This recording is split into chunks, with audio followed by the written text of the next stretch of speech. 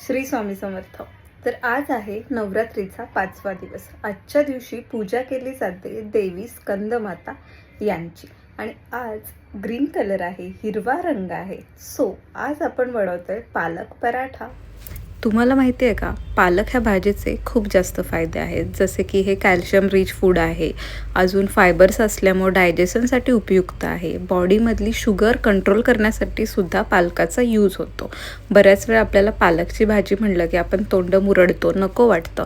मग अशा वेळेला पालक पराठा किंवा पालक पुरी तुम्ही ट्राय करू शकता. ती सोपी पद्धत आहे. म्हणजे आपण चपातीसाठी वगैरे कणिक मळतो त्यातच फक्त हे मस्त चटणी वगैरे टाकायचे. म्हणजे मी इथं मिरची टाकले, तुम्ही लाल तिखटसुद्धा टाकू शकता. पालक छान उकळून घेतला आधी, फक्त तो थोडाच उकळायचा, म्हणजे त्याचा हा ग्रीन कलर राहतो, नाही तर थोडासा ब्लॅकिश ग्रीन होऊन जातो. छानपैकी कणिक मिक्स करून घेतली. तुम्हाला जे दिसतंय सगळं ते मी ह्या कणकीमध्ये टाकलेलं आहे.